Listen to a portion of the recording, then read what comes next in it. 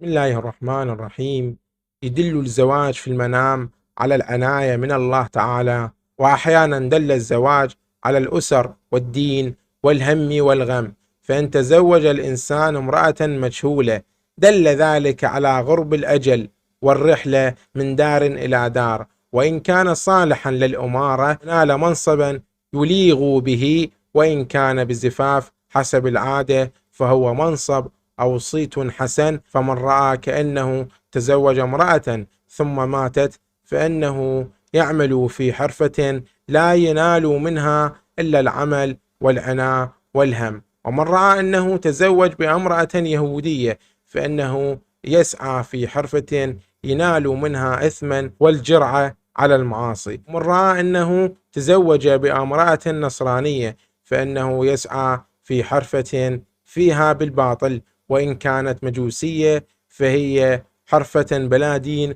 ومن تزوج بزانية فهو زان، ومن تزوج بزوجة سليطة فإنه يغيد بغيد ثقيل. ومن رأى إنسانا تزوج بامرأة ونغلها إليه ينال مالا، ومن تزوج بامرأة ميتة ظفر بأمر ميت قد يأيس منه. وإذا تزوجت المرأة المريضة ولمن تعاين للزوج ولم تعرفه فإنها تموت، وكذلك الرجل المريض إذا تزوج في منامه لم يعاين المرأة ولم يعرفها فإنه يموت. وإن تزوجت المرأة العازبة أو المتزوجة في المنام فإنها تنال خيرا. وإذا تزوجت المرأة برجل ميت تشتتت شملها وافتغرت. ومن رأى أنه تزوج امرأة وله زوجة أو زوجات أصاب خيرا وسلطانا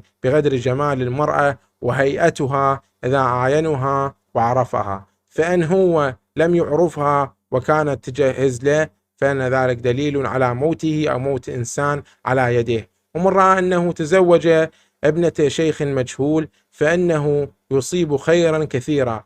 وأن رأى امرأة أنها تزوجت شيخا مجهولا فإنها تصيب خيرا كثيرا، وإن كانت مريضة شفيت من مرضها. ومن رأى أنه تزوج ذات محرم فإنه يسود أهله، والزوجة في المنام شريك أو عدو أو سلطان جائر أو خصم. هذا والسلام عليكم ورحمة الله